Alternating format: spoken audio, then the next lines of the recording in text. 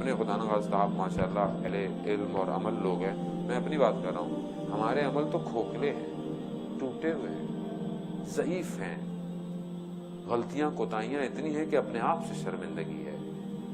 اگر اس کو کوئی چیز بچا سکتی ہے تو وہ یہ اہل بیت کا در ہے جو بچا سکتا ہے، وہی قبول کر سکتے ہیں۔ اور اگر انہوں نے بھی خدا نہ خواستہ بھیج دیا تو کوئی دنیا میں آخرت میں جگہ نہیں ہے۔ ہر آدمی انہی دروں سے جڑا ہوا ہے۔ سید بحر العلوم اتنے بڑے عالم دین تھے کہ عالم برزخ اگر ان کا مقام آپ کو ہمیں پتہ چل جائے، اور دنیا میں بھی اس معنویت کے مقام پر تھے کہ مرزا قاسمی، علامہ طباطبائی نے اس واقعے کو نقل کیا ہے کہ مرزا قاسمی جب عتبات عراق کی زیارتوں پر گئے تو سید بحر العلوم سے لوگ بیٹھے ہوئے تھے، لوگوں کے سامنے مناسب نہیں سمجھا، جب کچھ کم ہو گئے تو سوال اس طرح کیا کہ وہ جواب دینا پڑ گیا انہیں۔ کہا کہ یہ آپ جو اس مقامات پر پہنچے ہیں مانوی، اس کی وجہ کیا ہے بتا دیجیے۔ کہتے پوچھا اس طرح، تھوڑے سے اتنے لوگ تھے کہ انہیں بتانا پڑ گیا۔ کہتے میں نجف میں جب دوران طالب علم اپنا درس پڑھتا تھا تو میں نے ہر رات اپنا یہ رکھا ہوا تھا ٹائم ٹیبل کہ میں ہر رات کو مسجد کوفہ میں عبادت کرتا تھا اور صبح ہونے سے پہلے نجف واپس آ جاتا تھا تاکہ میرے درس کی چھٹی نہ ہو۔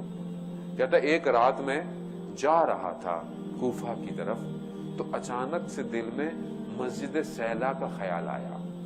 جو لوگ جا چکے ہیں زیارتوں پہ، نہیں جا چکے تو شب جمعہ ہے، شب زیارت امام حسین ہے، ہم سب کو جو ہے وہ زیارت نصیب فرمائے مولا۔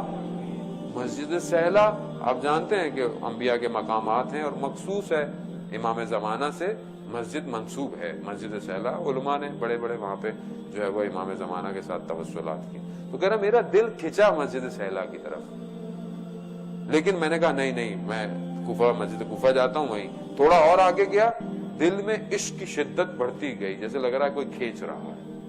پھر بھی میں نے اپنے آپ کو دھیان ہٹایا اور کوفہ کی طرف، لیکن اچانک سے دیکھا سامنے ریت کا طوفان آ گیا اور خود بخود مجبور ہو گیا مسجد سیلا کی طرف۔ جیسی مسجد سیلا میں دیکھا تو رات کا وقت تھا، کوئی نہیں تھا، مگر مقام امام زمان پر ایک شخص بیٹھا ہوا ایک دعا پڑھ رہا تھا، اور دعا ایسی تھی کہ ان کے الفاظوں نے میرے وجود کو تسخیر کر دیا۔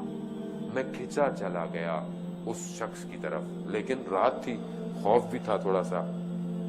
تو اس شخص نے میری طرف دیکھا اور کہا، سید مہدی بحر العلوم نام تھا، کہا مہدی آگے آؤ۔ میں تھوڑا سا آگے ہوا، پھر رک گیا، پھر کہا مہدی آگے آؤ۔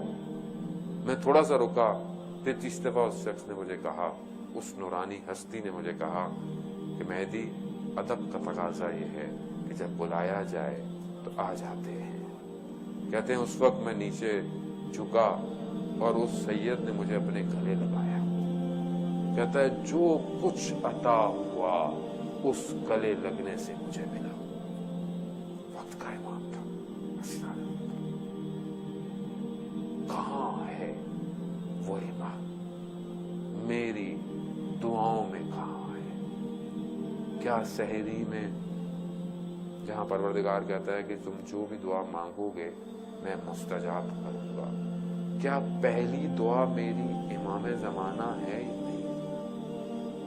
آغا پناہیان کہتے ہیں کہ 30 راتوں میں تمہاری کوئی اور صدا نہیں نکلنی چاہیے، صرف یبن الحسن۔